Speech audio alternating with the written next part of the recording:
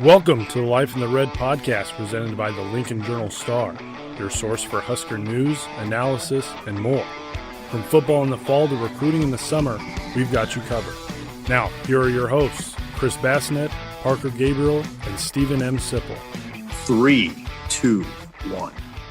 Welcome in, Life in the Red podcast. I'm Chris. There's Parker. There's Steve. It's 3:16 p.m.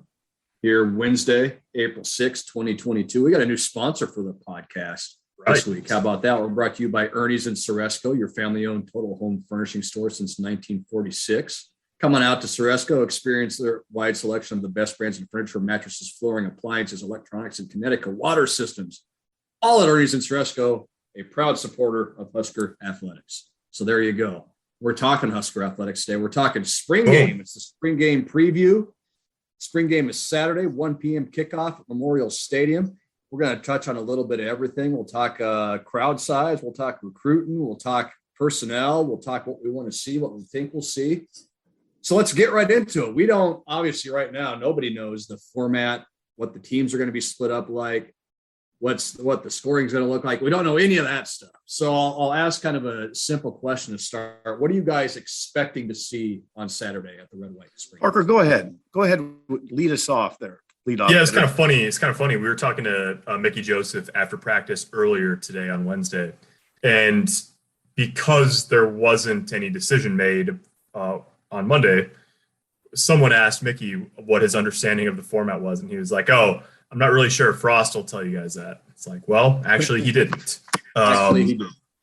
They didn't know earlier this week. So, I think generally speaking, what I'm expecting is for it to look a lot like a practice. Now, it's obviously probably going to be lighter on the individual stuff and all of that because they're in the stadium on the field and there's going to be, 50,000 people there or whatever. But it's not probably, at least for us on Monday, didn't make it sound like it was likely to be a true red versus white, 1s and 2s versus 3s and 4s or anything like that. It's probably going to be a little bit more segmented than that, just offense against defense. And that, so within that, I think you're just probably looking at a lot of reps, some of it will be 1s versus 1s. I don't know how much live tackling there'll be. You'd like to say as an observer that it'd be fun to see some among the top groups. We didn't get that last year. Remember last year, the starters it was just two-hand touch, basically. Thud for the first half. And then the young guys got after it in the second half.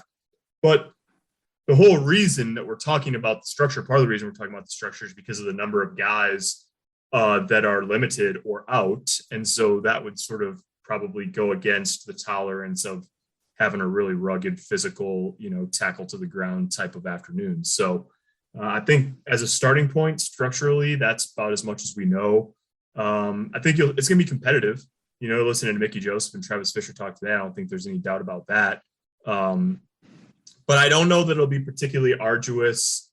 And I think there'll probably be quite a few guys that don't participate. I mean, there's just no reason if you're hurt in any capacity at this point, there's not a lot of reason in risking further injury for this on Saturday. Is there a concern, either of you can answer this? There's a few fans have asked me this, and I don't know how to answer it. Is that a concern that there's so many guys out? Is it a strength and conditioning concern? I don't think it's that necessarily. I mean, someone asked me this on the text line, the HuskerExtra.com subscriber text line, which you should consider subscribing to because we go on there a couple times a week and answer questions to subscribers. And one of the things I brought up was if you go through the list of the guys that aren't going to participate, a couple of them or a few of them maybe have been hurt in spring, but a lot of it is stuff that was sort of like in the plan, right? Like Travis Vokalek had shoulder surgery after the season to address something that he played through during the season. Mm-hmm. Casey Rogers injured his knee and it cost him 5 games, and then he aggravated that injury and he had surgery after the season. Javen Wright has been dealing with blood clots for several months. Gabe Ervin is a big chunk of the way through recovering, and Teddy Prohaska as well, through knee injuries that they suffered during the season. Like it's not like they showed up and in the first 2 weeks of spring ball 25 guys went down with injuries. Luke Reimer, same thing. Garrett Snodgrass, same thing.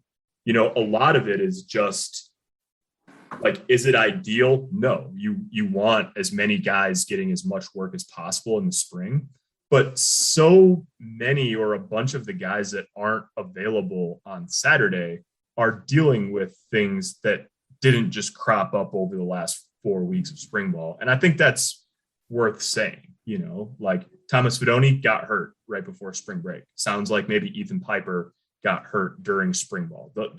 That happens, but I don't think that's the vast majority of the guys that have missed a big chunk of there are a lot of guys to watch, and I guess the one that you have to identify right off is Casey Thompson. Yeah.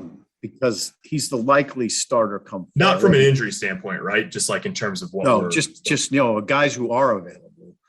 When you think about the guys who are, there's a lot of interest. Now, there's a lot of intrigue associated with a lot of players, but he's probably the guy that's going to have the keys to the car come autumn. So everybody's intrigued by that. Maybe some would be less intrigued because they can say, well, I can watch YouTube video of him playing Oklahoma. But I mean, there's something to be said for him being, I'm at Memorial Stadium right now in the press box, being down on that field as a Nebraska Cornhusker, and just see what that picture looks like in a new offense. So and I don't know, I think people will see his charisma. You want to see how well he manages the game, what his command looks like, and let's face it, what he looks like throwing a ball downfield. I mean, downfield throws. It's going to be pretty breezy on Saturday. Be kind of fun to see him, try to navigate that, because that's obviously, odds are. I mean, you just got to deal with that in Lincoln and in the Big Ten. You got to deal with that in the Big Ten in November too. So that's probably good. And he's got a strong arm. I don't think that'll be an issue. What are you looking? What do I want to see? Yeah. A couple things. And one, I want to see these new receivers talking about offense. I want to see Trey Palmer. I want to see what that picture looks like. I think a lot of us want to see what that looks like. I want to see what our guy Omar Manning looks like, whether they've worked him in the slot, moved him back outside again here recently.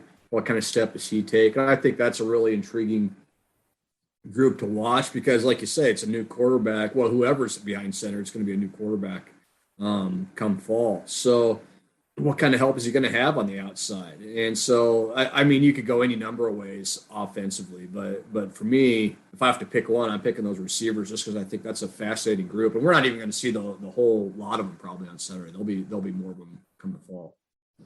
Yeah, Trey Palmer, Parker. I mean, they've identified him as I don't know how to put this without, we're going to have a news story about Trey Palmer and what they're doing with him, his image in the NIL world. Clearly the program is leaning on it. I mean, they're using his name, image, and likeness prominently, and which, come on, man, indicates to me that they intend to throw the ball to him. Because you just don't create that scenario, right? If you don't think that's going to happen. No, and I mean, if you look at the receivers on their roster, I mean, he's got as much of a track record as anybody, right? I mean, Omar Manning made a really nice step, like career-wise last year, right? From having appeared only in one game in 2020 to being regularly available, and he caught 20 passes. 25. He had 25 catches or 26 catches. Yeah. And Trey Palmer had 30 last year at LSU and has been a multi-year contributor there, kick returner, punt returner, that stuff. So, yeah, I mean, I think he's – like I wrote this today. We talked to Trey on Monday. We talked to Mickey Joseph today. And so, story tomorrow in the Journal-Star about Trey Palmer. And it's funny because – He talked on Monday about he likes to dance and have fun on the field and all of that, and he talks trash to the DBs and all that. Off the field, he's kind of a quiet kid.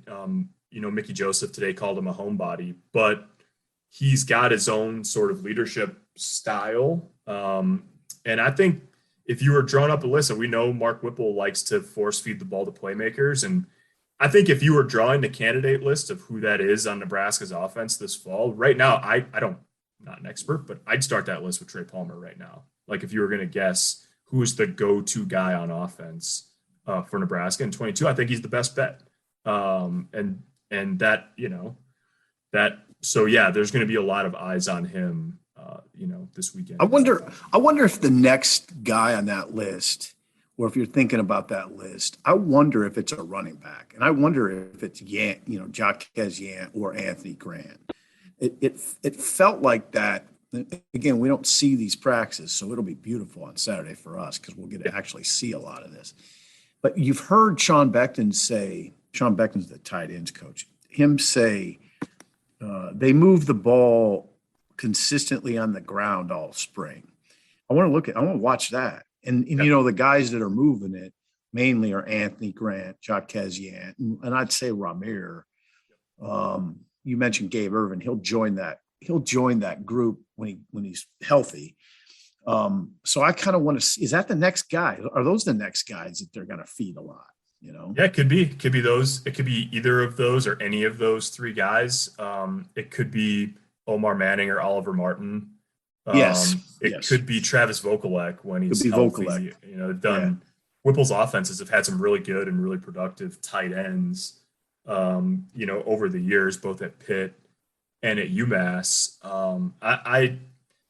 But all of that being said, I think you could see Anthony Grant. I think you'd see Yant, those other receivers. But just to me, like thinking about any of those guys being in the go-to role compared to Trey Palmer, like I sort of lean toward Palmer. It won't be Thomas Fidone. And that is, you know what? It's sort of interesting to think, what if he never had suffered an injury here? Now he's suffered two. Would he be on that list of guys? Yeah, Thomas Fidone. Probably he would be. Yeah. And now Fidone, we know he's injured. We saw him on crutches. I saw him on crutches last week. Left knee. It looks like a long-term injury. We've heard it's probably a long-term injury, although we've not heard that officially from Scott Frost. Yeah, it was last April, a year ago, around now, actually late. I guess it was later in April, and it was the left knee that he injured the first time around. So any sort of, I don't want to call it a aggravation or a re-injury because we don't know exactly what it is, but a second injury to the same knee is,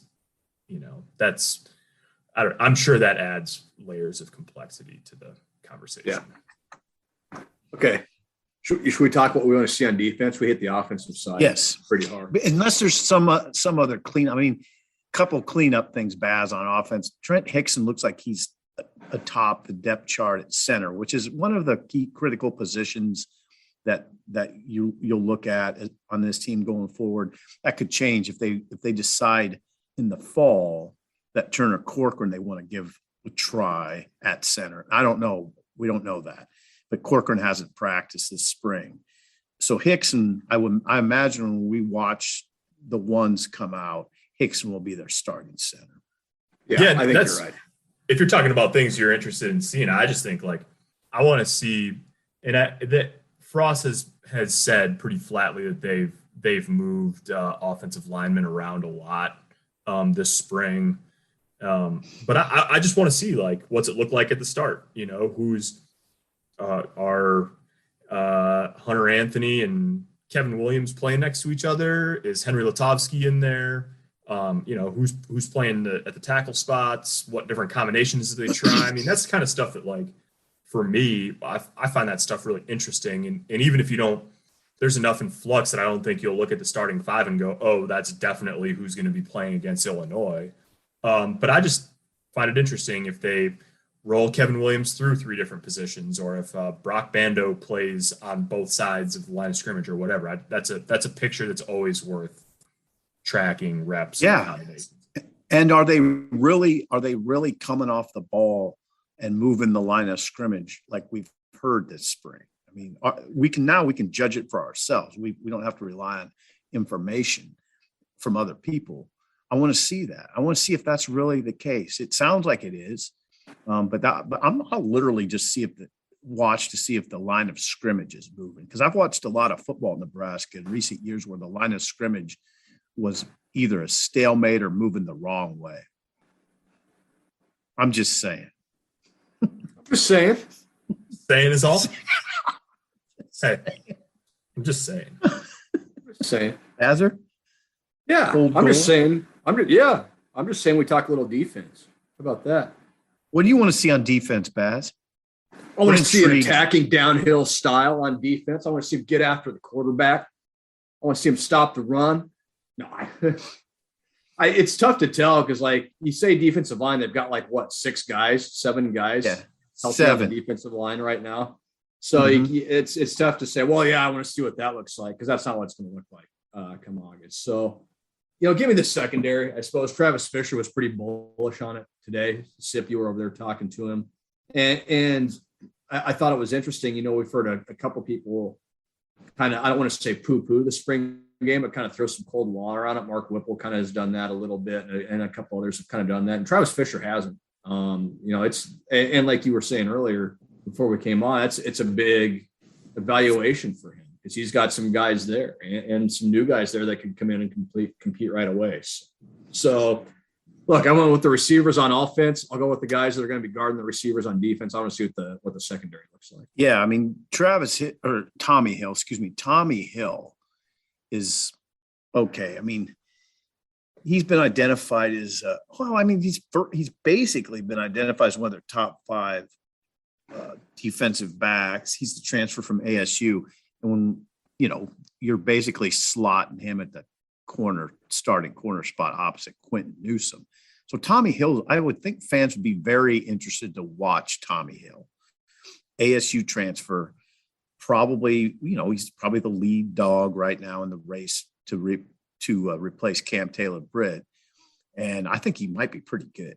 I mean, I did talk to Fisher about him a little bit today, and Fisher says there's no doubt he has NFL level talent. It's just getting it out of him, and him doing everything he needs to get to Quentin Newsome's level, who Fisher says he's getting ready to be a pro right now. Quentin Newsome, the other corner. So those guys are really interesting to watch. Parker, who are you interested in the back end? Yeah, I mean, the middle of the field to me, just like, and Sipple, I know Sipple's on this train too, but I think they lost a lot on defense last year, right? And there's a lot of talk about Cam Taylor-Britt and JoJo Doman. I really think that it's a big task to replace Deontay Williams and Markel Dismuke.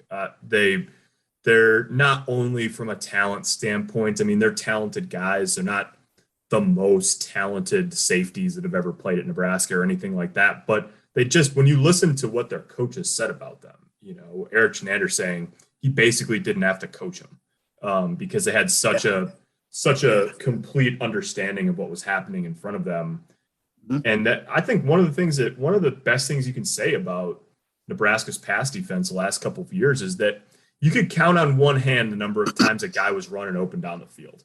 I mean, they really did a nice job of not busting, of playing fundamentally sound and scheme sound and all of that. And I don't know this beyond a shadow of a doubt, but my sense in just talking to a lot of people is that those two guys were a big reason for that. And so that's you're not just replacing 4 interceptions from Deontay Williams or, whatever, a big hit from Markel Dismuke. I mean, you're replacing the leadership and the system understanding that those guys had every single time they were on the field. And it's not to say that they can't be as good or better or more talented or whatever on the back end, but that, trying to fill in that loss combined with the fact that I think Marquise Buford is one of the most interesting young guys in the program. I'll have my eyes between the hash marks in the secondary quite a bit. Where's Buford from? Buford's he's from Texas, I think, but he played he grew up in Chicago, and then he and Alante Brown knew each other in Chicago. He played his first 2 years of high school at Bolingbrook. Bolingbrook. Yeah. And then moved to Texas and was at Trinity DeSoto, Texas. Yeah. And Yeah. I believe that's where his family is now. It's where his little brother Mario plays now. But then he did a year at St. Thomas More, I think, in Connecticut, the post-grad year, just like Alante Brown did. See, Marquise Buford is interesting because a lot of people that are listening have never heard of him. It wasn't like he did, he played special teams last year. But now what we're talking about is a likely starting safety. I mean, he's kind of, I wouldn't say he's come from nowhere because again, they liked him on special teams last year, but didn't play much defense. But they really like Buford. I mean, they feel, let's put it this way. I think he could play corner too, but I think he's entrenched himself so much at safety as a starter, probably, it's my guess, that they're just going to leave him there. And then I would guess he's going to be alongside Miles Farmer at the safety spot. Oh, obviously this is all, they got to keep working and there's guys that could pass him, et cetera. But right now, listen to Fisher talk all spring. Marquise Buford's a guy to watch. I mean, he's a very intriguing player to me. Yep. All right. There you go. Well, now as far as the defensive line goes, it was interesting today. I asked Ty Robinson about Sean Beckton's comments that I said, Sean Beckton said that they've run the ball consistently all spring. I mean, what's your take on that? And he didn't bite back. He said, look, I mean, a lot of it comes down to guys being out of position at times. And we have to shore that up. So, I mean, I'll tell you something, and it's been identified. This is a novel conversation. That's probably the biggest concern on this team right now. But I'll tell you one thing, Ty Robinson did say he's not worried about the defense. He also said that I'm not worried about the defense. But that line with only 7 guys this spring, he's taxed, he said. He feels like a 35-year-old. And he said, I only need a week probably to get recovered. But he said most of those 7 guys have gotten over 400 live rep snaps. Yeah. And that's game-like snaps, he said, this spring. And that's a lot. So they got him. I don't know. And Parker, what did he say? He had a fairly illuminating comment about that situation. Yeah, he said part of the reason why he wasn't worried about it was because he figured that they'd add a couple guys over the summer. Like recruits. That's a new phenomenon. Yeah, I know. Yeah, it's like, well, yeah, and that's going to be portal. We'll talk about Ochaun Mathis in a couple minutes, but I think they're going to get Casey Rogers back this summer, and that obviously will help. He's been out this spring rehabbing from a knee injury, but the thing, if you're looking for players to watch on Saturday, interesting guys to watch, I think obviously if you were to say starting DNs or outside linebackers, however you want to sort of quantify them, right now, probably Garrett Nelson and Caleb Tanner, but the 2 guys behind them, Blaise Gunderson and Jamari Butler, are young guys that have a lot of football in front of them, and guys that physically, Blaise Gunderson essentially looks like a 4-3 defensive end. He looks like an Iowa defensive end, basically 6'6", 270 or something like that. And so those are guys that, they're not going to, Blaise Gunderson's not going to be playing 3 technique defensive tackle. But if you want to talk about building depth on the defensive front line, obviously Nash Hutmacher and Masai Newsome are important in that conversation. The transfer portal is important in that conversation. But I think that when you're talking about the edge and playing on the line of scrimmage, those 2 guys as well, Gunderson and Butler, those will be guys to sort of watch and just try to get a feel for, maybe where they're at. Blaise Gunderson played 30 snaps against Wisconsin last fall when Tanner went down. So those guys are going to be counting on this fall. Yeah, and you're watching. I think people will really be interested to watch Nash Hutmacher in the middle of the defense. He's got to be counted on. And then there's just that whole slew of young guys in the interior that people are not really familiar with. They're not. Yeah. They might be familiar with their names like me, but I haven't seen Ruquan Buckley and Jalen Weaver and Marquise Black. Those who else is in that group? Well, even Colton Mosai Feist, Newsome. Yeah. Colton Feist and Mosai Newsome. Those are all names that you read and we keep typing, but I don't know what they're all about. I want to see them. I want to see what that looks like. Yeah. It's kind of an underrated, fascinating part of Saturday, I think, is what that group looks like. Should we just real quickly touch on special teams? I think we all kind of think the same thing there. Yeah, go ahead, Bass. Well, I think, go ahead. And it'll depend on the format too. We may not learn a whole lot, but what does Brian Buschini look like punting the ball? What kind of guys are they running out there on special teams? Are they putting starters, first stringers out there? Who's your returners? What does that picture look like?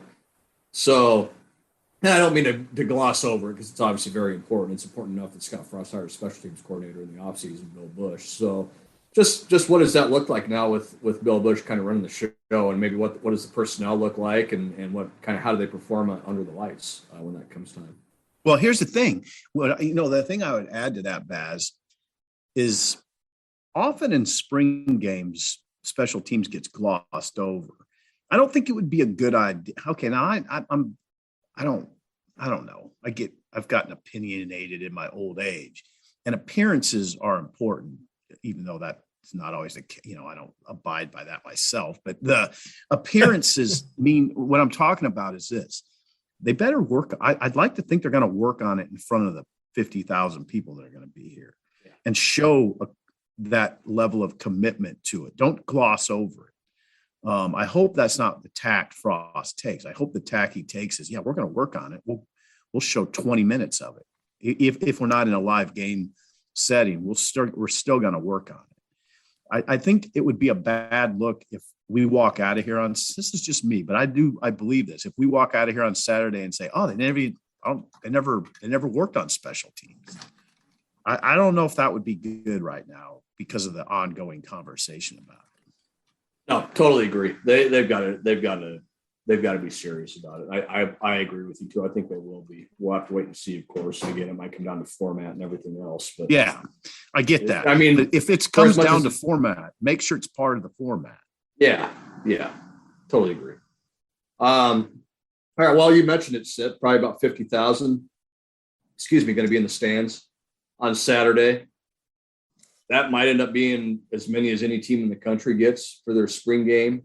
For Nebraska, that's going to be a low number compared to what it was. At Frost's first couple of years, it was up over 80,000. It's been up over 85,000 in several years previous to the COVID pandemic. So I'll throw this one to you guys too. What do we think about that? What do we think about 50,000 on Saturday? Which, when you think about it, is still a ridiculous number to come watch a practice, but it's just different here, right? Like, it's just different when you say there's only going to be 50,000 in the stand on Saturday. It's a strange conversation.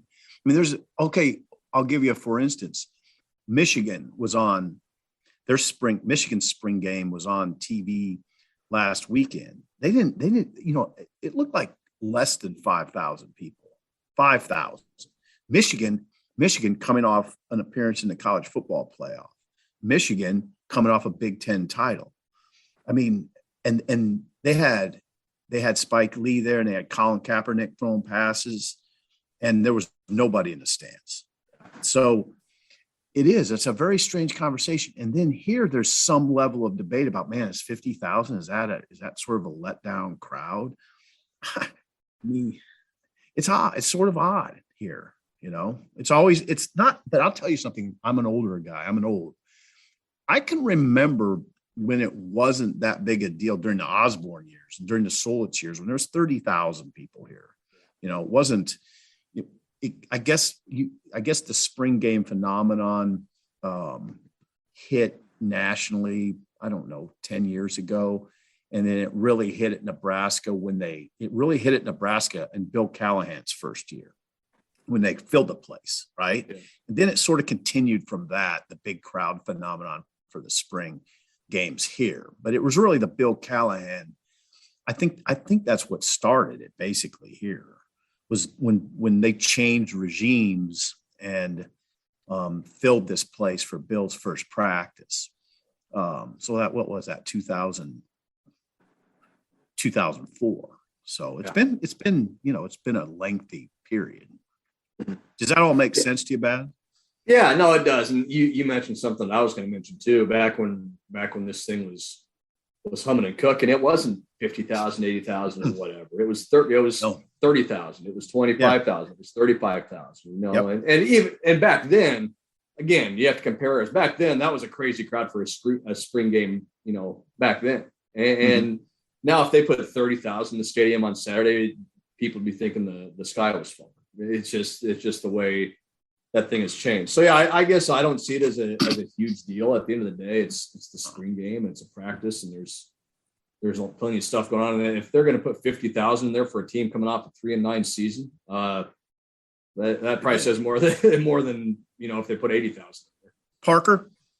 Yeah, same, basically co-signed. I mean, I think it's a cool opportunity to, like, one of the things that's cool when you have tickets that are available is, you know, I know they're extending the red carpet experience, and they had a corporate partner that bought up 3,000 or 5,000 tickets or something like that. And so, I mean, it's kind of an opportunity to do stuff that you're not as readily able to do if Michigan's in town, you know, and that's, in a way, like, would it be impressive if they sold it out again? Yeah, of course it would be. And remember, it was sort of a train wreck in 2018 when tickets sold out in an hour or whatever, but they're going to have a big crowd based on, you know, what spring games look like everywhere else in the country. And, you know, a lot of people get to come watch for, you know, a few bucks, or at least cheap compared to what games cost. And it's all good in my book. I wouldn't get too. Oh God, think about it. I mean, sorry to interrupt. I'm jacked. Like, I'm strangely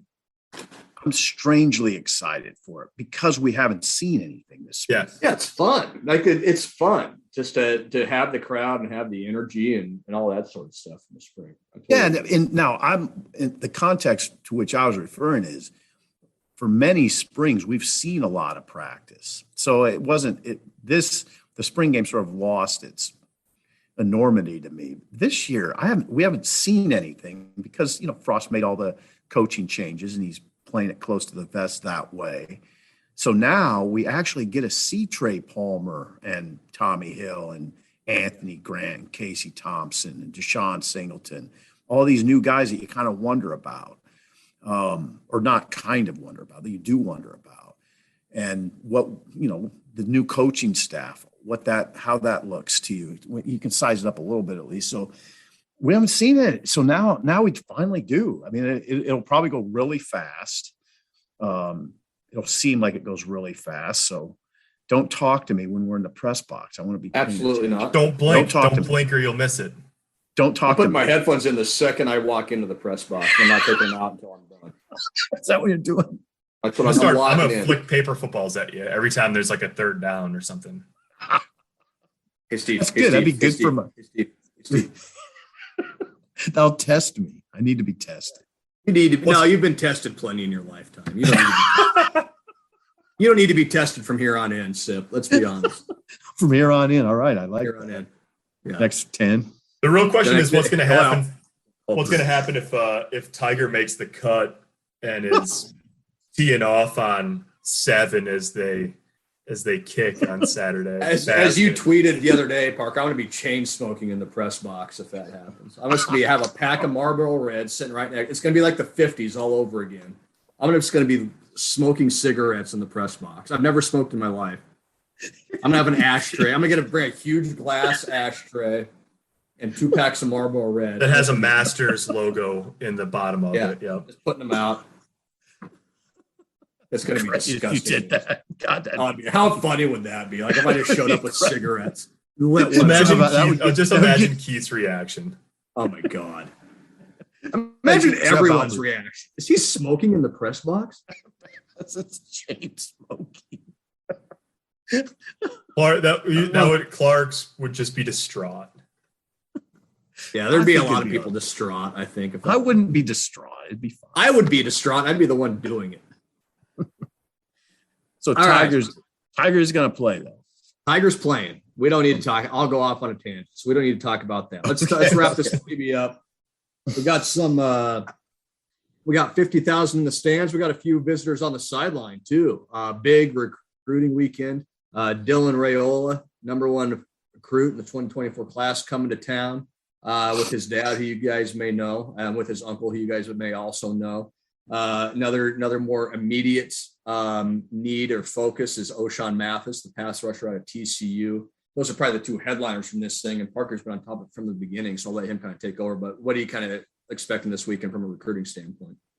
Yeah, well, I think it's going to be a big group. Don't have a firm handle on the number or what they're expecting just yet. But yeah, I mean, at least, 20 guys that have scholarship offers, and that's before, and it could be well more than that. And that's sort of before the normal, there's some interesting guys that don't have offers and stuff like that that'll be around. We'll have some guys that are already in the class, like Gunnar Gatula and Sam Sledge. I think William Watson, the quarterback in the class, will be in town. They usually have a bunch of the signees, guys that are already signed, that'll be freshmen, that'll be here in May, come up for the game. So all of that going on. But yeah, like you said, Baz, I mean, the only official visit that we know of right at the moment is Ochaun Mathis, who's the transfer defensive lineman pass rusher from TCU. He's got 13 sacks, I think, the past 2 years for the Horned Frogs. Nebraska is battling Texas and USC and a couple of others for his services. And so, he's a guy who I don't think he would completely solve the puzzle on the defensive line, because I think you're still looking for interior help too. But man, I mean, it would make you feel better about the front line picture for sure if they were able to land him. It's not going to be easy, obviously. The Athletic has him rated as the top available player in the portal right now. So yeah, I mean, hot competition, but he'll be on an official visit. So he gets to campus on Friday and will be on campus until Sunday to get a chance to put the full court press on him, both the football staff and the team and all of that. And then also just down the road on the NIL front, they can, present to him what that tends to look like if you play football at Nebraska. So yeah, I mean, that presentation's been made. Yeah, I think they'll probably provide a refresher. But yeah, that's true. I mean, there's going to be $50,000 in a plastic bag on the sideline saying this could be yours. In the same way that they won't be going around saying like, "Hello, I'm Scott Frost. I'm the head football coach here. Nice to meet you." They won't be making the presentation for the first time. Right? Yeah. Now, when we talk about NIL presentations, and people are interested in this stuff, we can safely say he's a strong six figures is what we're talking about with Ochaun Mathis, and that would be a strong six figures for 6 months of work, ideally for him. Yeah. Because if it works out well for Ochaun Mathis, he plays here for a season and then is off to the NFL. It's just the way of the world. Like it's fascinating, right? I mean, you saw in the Athletic a few weeks ago the $8 million for a 5-star quarterback in the 23 class, which I bet you that Dylan Raiola noticed something like that. But it is fascinating. I mean, like, look, if Ochaun Mathis, like, if he eventually picks Texas or something, goes there, like, you could say, hey, I mean, Nebraska made him a really strong offer. Nebraska's infrastructure around the program made him a Will Wade strong ass offer, and that's just sort of like, that's where college football recruiting is at this point. Yep. He's got a lot of leverage. He's got a lot of leverage. Life. What is life if not leverage, Sipple? Life is all about leverage. So there you go. Life is all about the spring game on Saturday. We just covered it all for you from top to bottom. Any other tidbits or nuggets you guys want to get in before we get out of here? Well, you talked to Dom Raiola, Sipple. What did he say about where Dylan's recruitment is at this point? Well, he used the P word. It's a process. I would say that what I hope people understand about what Dominic said, now this is going to be Dylan's decision, but Dylan understands. I hope people understand this. Dominic loves it here. I mean, he is, not everybody has the same affinity for their alma mater. Dominic has a strong affinity for his alma mater. And of course, Dylan has grown up with that. And now his uncle is here. And it's a tight family. So that was, he didn't necessarily talk about that, but I always want to make sure I include that in this conversation. Dom has his name right over there, under the scoreboard as one of the All-Americans. And he's very proud of that. I mean, that kind of stuff means a lot to Dominic. So it means a lot to his son. I did ask Dominic, and I thought this was interesting. How do you keep this from being overwhelming? I mean, they were at Ohio State. Was it Ohio State last week? He's the priority recruit for Georgia. He's the priority quarterback for Lincoln Riley. I mean, Alabama's offered him a scholarship. He's a priority for all these mega programs. Now, how does Dom keep it from being overwhelming? He said, we start every day with a daily devotional. And I ask him, how are your grades? And are you being a good brother and a good son? Are you doing the little things around here, taking out the trash, helping your mom? Because if he's doing all that, then the other stuff will be fine. If we just keep it at that, then he'll be fine. So it's interesting. I don't know. It'd be Dominic's son is the number 1 rated recruit in the country for the class of 2024. Yeah, it's pretty wild. Seems like a big deal. Yeah, and here he is now. Yeah, he's going to be walking around that field on Saturday, and that's it's a pretty big deal in itself for Nebraska that kid's here. Wow, I can't imagine. That's just like a totally foreign world to me. Like I can't imagine having a child that's the number 1. Well, and a child that could command easily $1 million in a year. Yeah. This time next year, his NIL package could exceed $1 million fairly easily. I wonder how much that matters though, with Dom playing in the NFL for several years, and I'm sure it means a lot. And maybe it means a lot, maybe it doesn't. But I wonder if that changes at all, just with the fact that Dom had such a long. I asked Dom about it, and I did not include it in the story.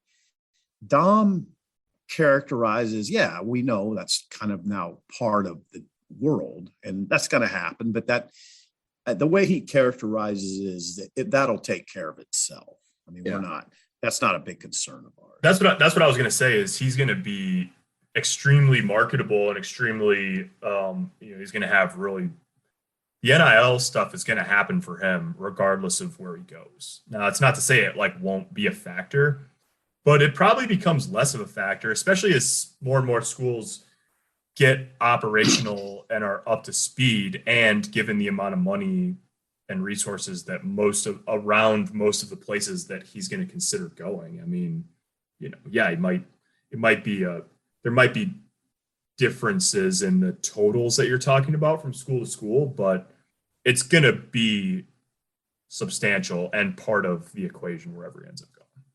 Yeah, for sure. Interesting times we live in. All right, guys. Appreciate everyone tuning in. Again, Life in the Red podcast. Brought to you by Ernie's and Ceresco, your family-owned total home furnishing store since 1946. Come experience Ernie's wide selection of the best brands in furniture, mattresses, flooring, appliances, electronics, and Connecticut water systems. It's all at Ernie's and Ceresco, a proud supporter of Husker Athletics. We thank you guys for tuning in. We'll have wall-to-wall coverage from the spring game on Saturday. Make sure you're checking out journalstar.com, huskerextra.com, and until next week, we'll talk to you soon.